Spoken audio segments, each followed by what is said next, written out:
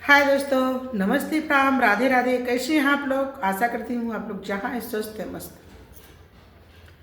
दोस्तों, लगन का महीना चल रहा है, बहुत ही प्यारा लग रहा है और बाजे बज रहे हैं, शहनाइयाँ बज रही हैं और घर घर में गीत गान हो रहे हैं। तो इसी बीच में मैं गायत्री आप लोगों को एक प्यारा सा बेटी विवाह गीत गा के भेज रही हूँ आप लोगों के बीच। तो आप लोग फुल वॉच करके सुनिएगा, खूब इंजॉय करिएगा। जैसा लगे कमेंट में ज़रूर लिखिएगा और लाइक करना, सब्सक्राइब करना ना भूलिएगा मेरे दोस्तों, मेरे माताओं एवं बहनों। तो सुनिए क्या है कि काहे के मोरी धना सजिया सजवली उ फूलवा के दिहु चित राई जी। काहे के मोरी धना सजिया सजवलू फूलवा के दिहु चित राई जी। काहे के मोरी धना सजिया पे सोअलू बेटी के दिहु जन माई जी। काहे के मोरी धना सजिया पे सोअलू बेटी के दिहु जन माई जी। कि निदिया के मातल पिया सजिया सजवली अरे फूलवा जे दिहे चित राई जी।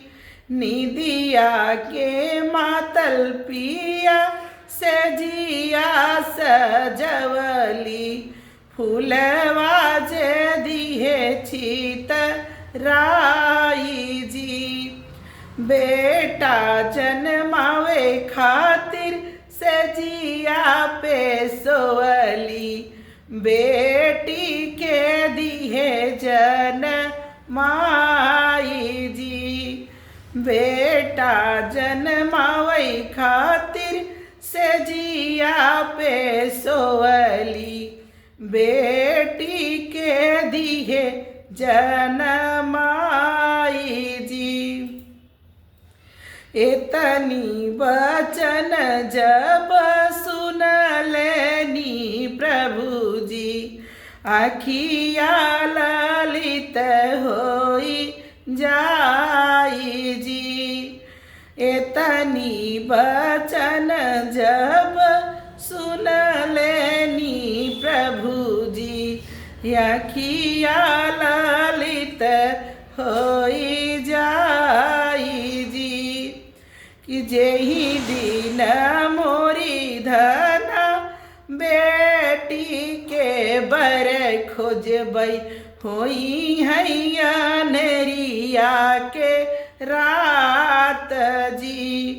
कि जेहि दिन मोरी धना बेटी बर खोजबै होई हैया नरिया के रात जी। दिन दिन मोरी धना बर हम खोजबै रतिया किया गियाऊ घाई जी। दिन दिन भरी धना बर हम खोजबै सजवा की जाबै मूर झाई जी। एतनी वचन जब सुनलिनी बेटी माया आगे खड़ी मुस्काई जी। एतनी वचन जब सुनलिनी बेटी हो माया आगे खड़ी मुस्काई जी।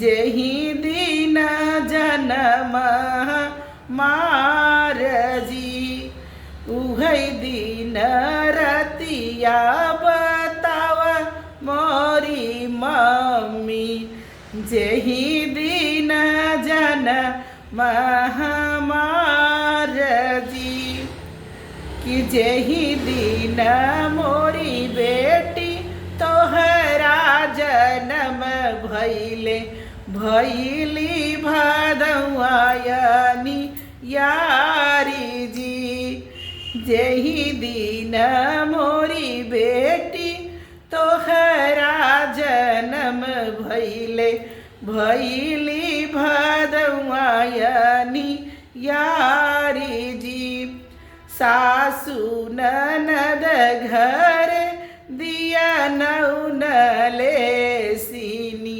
प्रभु जी बैठे ऋषि याई जी सासु ननद घर दिया नौनले सीनी प्रभु जी बैठे ऋषि आई जी एतनी बचन जब सुनलीनी बेटी सुना मम्मी जहाँ मार हो कि हमारे जन्म में मम्मी ये तना दुख पवलू पी तू मेरी चिया के झाक जी हमारे जन्मले मम्मी ये तना दुख पवलू पीले मेरी चिया के झाकी जी जऊ मोरी बेटी मेरी चिया मैं पीते तो हई जे जातू मोर झाई जी जऊ मोरी बेटी मेरी चिया मैं पीते तो हई जे जातू मोर झाई जी तोहरे जन्मले बेटी कोखिया पवित्र भैले सदिया में धर्म कहाई जी तोहरे जन्मले बेटी कोखिया पवित्र भैले सदियों में धर्म कहाई जी बीच मड़ुआ बेटी कुशल संकल्प बनी जई है जन्म मार जी बीच मड़ुआ बेटी कुशल संकल्प बनी जई है जन्म हमार जी।